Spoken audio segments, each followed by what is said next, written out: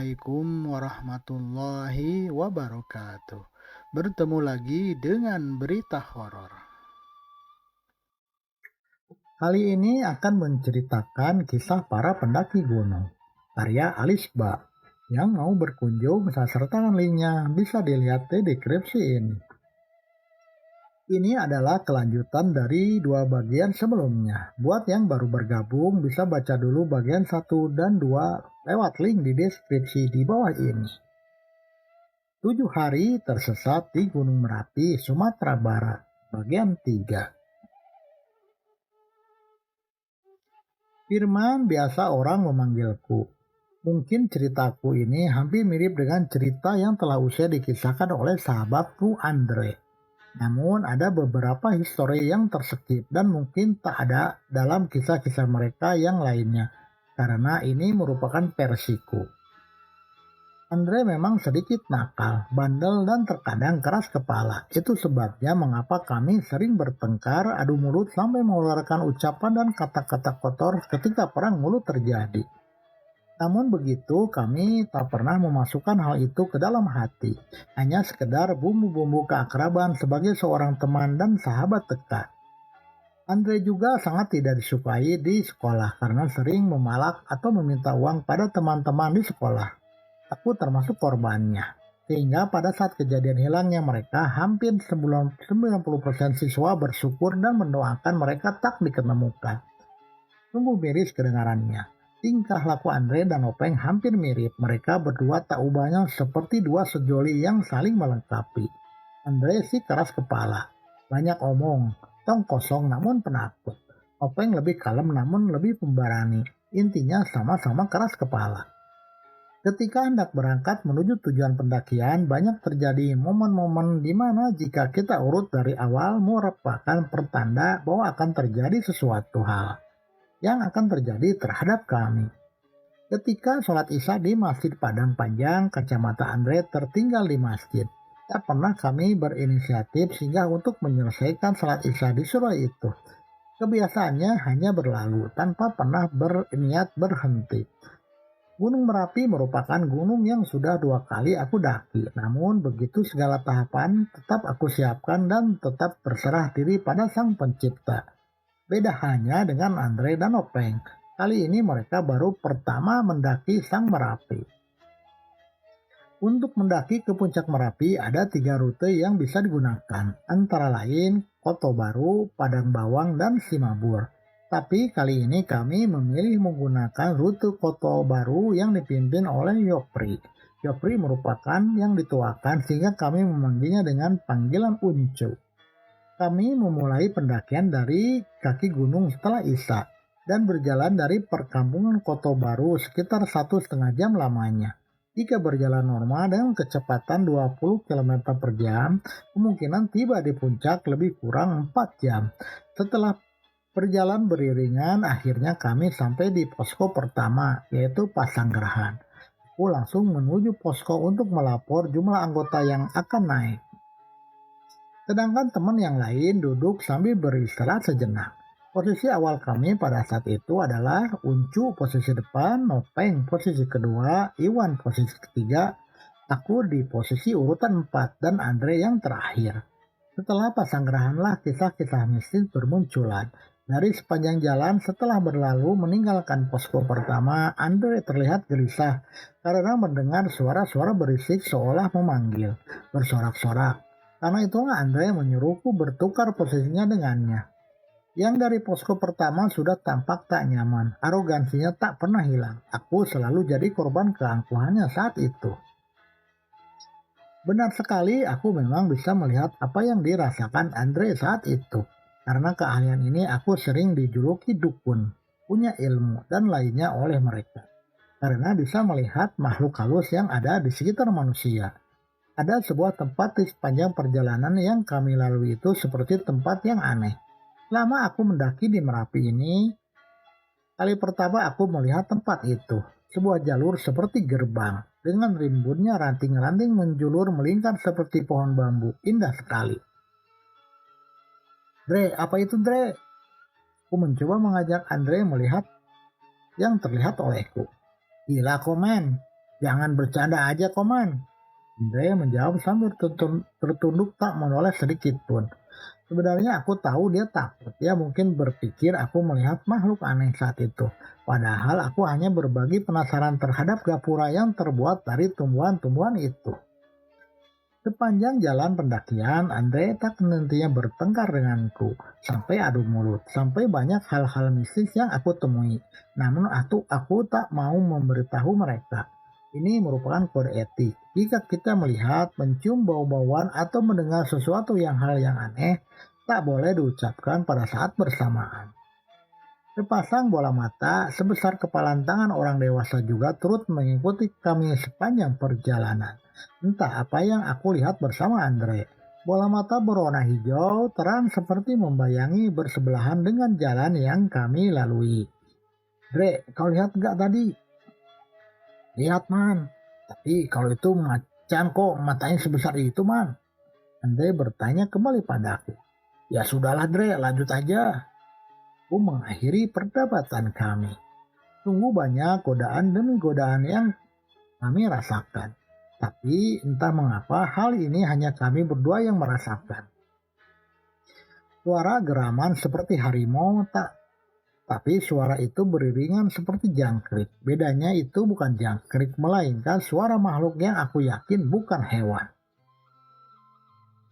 Jam 11:14 malam kami sampai di posko kedua Parak Batuang, atau orang biasa menyebutnya 1750 karena memiliki ketinggian 1750 mdpl. Istirahat sejenak sambil mengisi air di sungai yang tak jauh dari posko. Kebetulan aku adalah seksi logistik saat itu.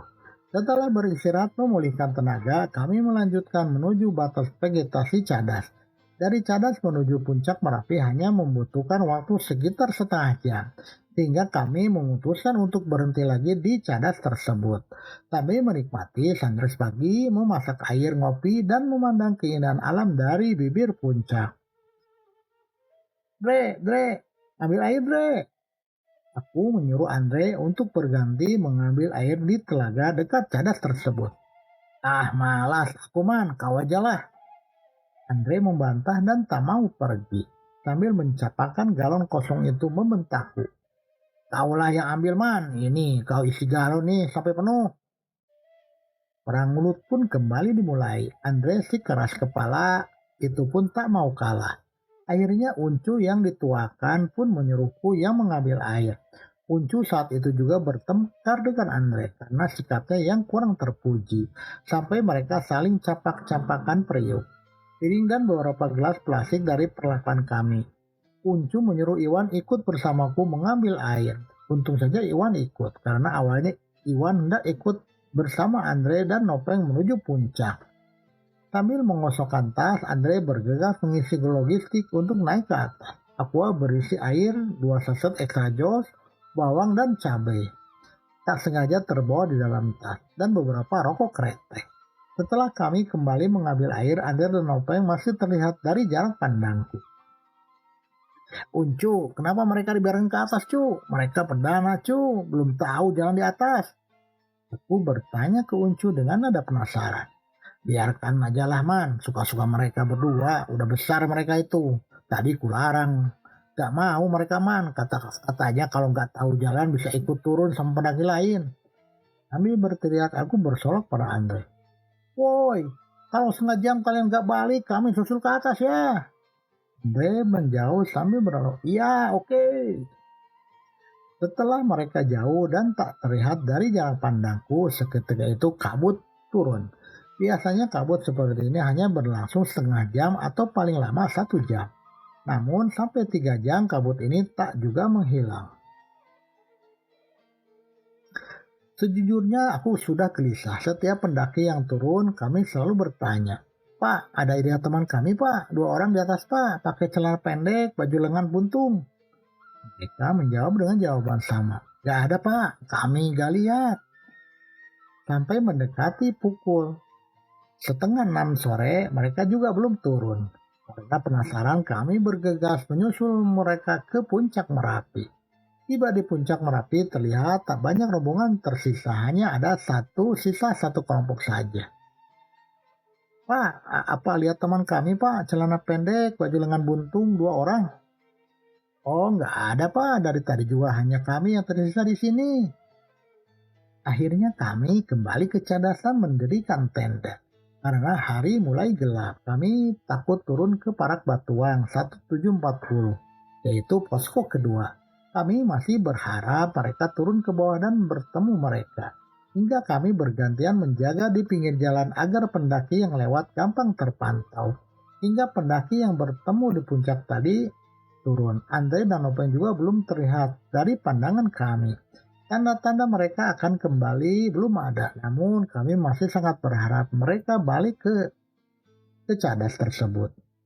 Cadas bukan lokasi tempat pendaki mendirikan tenda karena anginnya lumayan kencang dan bisa menghancurkan tenda sekelas tenda A. Kami membawa tenda pramuka, sehingga lumayan bisa bertahan saat itu. Sampai tengah malam mereka juga belum kembali. Akhirnya kami terduduk dan menenangkan diri sejenak sambil membahas alasan serta kemungkinan yang terjadi. Kami belum berpikir bahwa mereka hilang. Karena kami tahu siapa mereka. Paling juga mereka kesal kemudian pulang lebih dulu bersama rombongan lain. Itu yang ada di benak kami. Paling juga mereka pulang cuk. Soalnya kan lagi ada acara di KPA. Di Malibo, mereka sudah dulu turun itu cu. Betul juga man, bisa jadi mereka kesal juga sama aku. Soalnya sebelum naik ke atas, tadi aku sempat kesal sama dia. Hampir setengah jam kami diam-diaman. Kuncu menjelaskan balik padaku. Akhirnya kami memutuskan turun ke bawah pagi harinya. Setelah di kaki pegunungan daerah Malibo, lokasi acara yang dimaksud kami mencari Andre dan Nopeng. Bro, ada lihat Andre dan Nopeng? Ini berseru di kerumunan yang hampir selesai. Gak ada bro, gak kelihatan dari kemarin. Memang kenapa bro? Mereka bertanya kembali pada kami. Oh gak apa-apa, oke bro, terima kasih. Jantung sudah mulai berirama tak tentu. Perasaan sudah mulai was-was. Kami sudah mulai berprasangka yang aneh-aneh terhadap Andre dan Nopeng.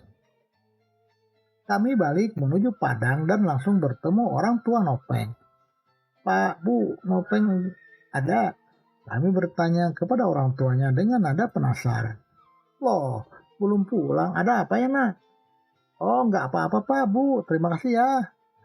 Mendengar Nopeng juga tak ada di rumah, kami pun bergegas menuju polsek untuk melapor bahwa kedua teman kami hilang. Kami belum bertemu orang tua Andre karena rumah dalam keadaan kosong. Lapor Pak, kami mau buat laporan. Teman kami hilang di Gunung Merapi. Kami datang dan langsung menghadap mereka dengan wajah ketakutan. Nah, kan kurang ajar kalian anak sekolah macam apa kalian? Giliran hilang melapor. Waktu mendaki tak ada mulut kalian ngomong sedikit pun. Teriak polisi itu. Di mana kalian tinggal? Siapa nama bapak ibu kalian? Berapa pula biaya untuk mencari ke sana? Besar biaya mencari orang itu. Polisi marah besar saat itu sambil mengumpat. Setelah kami diinterogasi sebentar, akhirnya kami bersama beberapa orang polisi bergegas ke posko 1 Pasanggerahan. Dan kami melapor pada tim SAR bahwa ada 2 orang teman kami yang hilang. Langsung saja kepala tim SAR memarahi kami. Kalian harusnya kalau sudah tahu temannya gak ketemu setengah hari, harusnya lapor. Setelah kepala dari tim SAR memarahi kami bertiga dipisah berjauhan dan mengisi beberapa pertanyaan serta kronologis hilangnya kedua teman kami tersebut. Aku, Uncu, dan Iwan mengisi jawaban dan sedikit cerita dalam selembar kertas yang diberikan. Tak ada satupun kronologis yang kami isi memiliki alur yang sama. Wajar saja karena kami memiliki versi yang berbeda. Polisi yang didampingi tim SAR tiba-tiba mengkerutkan dahi ketika membaca tulisan dari kami bertiga dan sesekali mengarahkan wajah ke hadapan kami. Kami sempat menahan juga dan setelah kami ketahui bahwa kronologis yang kami bertiga tulis berbeda-beda. Ada kondisi di mana pihak kepolisian menaruh curiga pada kami. dengan indikasi bahwa kami sengaja membunuh Andre dan Nopeng. Alasannya karena di antara kami ada yang sempat berantem besar-besaran sebelum Andre dan Nopeng naik ke puncak. Kalian bertiga tunggu di sini, jangan ada yang pergi. Kalau sampai kedua teman kalian gak ketemu, kalian bertiga tersangkanya. Bentak polisi pada kami. Saat itu juga tim langsung dikerahkan di bawah naungan sekber atau sekretariat bersama. Ada terdiri beberapa organisasi yang standby saat itu. NAR, Mapala, dan KPR. Mereka membentuk juga 3 tim SRU atau Setrisku Unit, SRU 1, SRU 2, dan SRU 3. Setiap SRU dibagi menjadi 3 kelompok unit. Kami tidak diberi kesempatan dalam pencarian tersebut. Kami terasing. Terdakwa korban analisa nyasar yang secara spontan dilontarkan mereka. Pencarian hari pertama. Hari pertama pencarian dilakukan oleh tim SRU 1. Mereka melakukan penyisiran dan membagi blok menjadi 3 bagian. Sepanjang pencarian kami hanya dipersilakan menunggu di posko dan tak diperhatikan sedikit pun. Sambil menunggu pihak kepolisian yang selalu mengancam dan menginterogasi kami satu persatu. Tak bosan-bosannya menuduh kami telah membunuh Andre dan Nopeng. Awas kalian, kalau sampai mereka diketemukan mayatnya, kalian tersangkanya. Ingat itu. Pada saat lain kesempatan, polisi mendatangiku dan lagi-lagi mengancam dengan tuduhan yang sama sambil mendobrak meja dan menghempaskan revolver tak berpeluru di atas meja. Senjata api yang mendarat di meja dengan ukuran sedang itu hampir membuat jantungku copot. Ada masalah apa kalian, ha? Polisi bertanya pada aku dengan wajah sangat. Pak, kami gak ada masalah apa-apa, Pak. Anda itu memang belum kembali. Setelah aku mengambil air ke sungai, awalnya dia cuma sebentar, Pak. Tapi setelah kabut, mereka nggak turun juga, Pak. Kami bukan pembunuh, Pak. Aku memberanikan dan bisa mempertanggungjawabkan perkataanku. Alah, alasan saja kau. Kata temanmu tadi kalian habis berantem di atas. Jangan bohong kau. Dalam hati, ya Allah, Tuhan, yang berantem siapa? Sampai usai ditantanya oleh polisi secara bergantian, akhirnya tim SRU 1 turun dan langsung disambung oleh tim SRU 2. Namun hasilnya nihil, Andre dan Nopeng tidak ditemukan. Dan jikalau mati, jasadnya juga belum berhasil dijumpai. Pencarian hari kedua. Selanjutnya, pencarian hari kedua yang masih dilakukan SRU 2 masih berlangsung. Kami dipersilakan pulang dahulu ke Padang secara bergantian. Hari pertama Uncu, hari kedua giliran aku yang pulang. Sepanjang perjalanan aku masih dihantui rasa bersalah atas musibah ini. Karena aku sempat berkata dengan Uncu bahwa mereka berdua tak tahu medan Merapi. Karena baru pertama kali akan mereka jelajahi hingga puncak. Sesampainya di rumah terjadi konflik antara aku dan orang tuaku. Ayah dari dulu tak pernah setuju aku ikut organisasi dan kegiatan-kegiatan pendakian. Beliau sangat murka dan marah. Aku membangkang padanya. Hingga beliau memarahiku habis-habisan atas peristiwa hilangnya 2 orang temanku. Makanya kau tak pernah dengar omonganku kan, Man? Sekarang kau lihatlah risikonya. Kau urus sendiri, itu masalahmu. Kau sudah besar, bertanggung jawablah kau sekarang. Ayah gak mau ikut campur, urus sendiri. Berjam-jam aku kena ceramah oleh orang tua aku. Hingga pada akhirnya beliau luluh dengan melihat kondisiku yang saat itu sangat memprihatinkan. Tubuh ada beberapa luka dan terlihat kurus tak terawat karena banyak pikiran. Sebagai informasi, ayahku adalah seorang yang memiliki keahlian gaib. Kabarnya beliau memiliki beberapa pendamping makhluk halus yang setia menjaganya. Memang dari keturunan ayah. Masih banyak terdapat beberapa garis keturunannya yang masih memiliki ilmu-ilmu seperti itu. Tapi saat itu aku tak perlu percaya hal konyol seperti itu. Namun dengan kondisi seperti ini, aku mau tak mau tetap meminta bantuannya untuk mengetahui keberadaan Andre dan Nopeng. Karena dulu ada sebuah kejadian yang pernah dialami oleh teman dari saudara laki-lakiku. Dulu pernah ada peristiwa di mana kakakku dan rekan-rekannya melakukan camp di salah satu danau tengah hutan, daerah yang aku tak ingat namanya. Saat itu mereka mandi di danau tersebut hingga menjelang maghrib dan tak tahu mengapa salah seorang temannya tiba-tiba tenggelam dan hilang di danau itu. Aneh bukan? Danau yang kedalamannya hanya sebatas dada bisa menenggelamkan orang. 1 minggu proses pencarian di danau tersebut. Jasad teman kakakku juga belum ditemukan hingga pada suatu ketika kakak melapor kepada ayah untuk membantu proses pencariannya dan petunjuk keberadaan jasadnya. Sungguh sangat mustahil keesokan harinya mayat itu tiba-tiba mengapung di atas permukaan danau tersebut. Padahal lokasi tempat mayat itu naik sudah berpuluh-puluh kali diselami selama 1 pekan namun tak juga ditemukan. Selesai, bersambung ke bagian 4.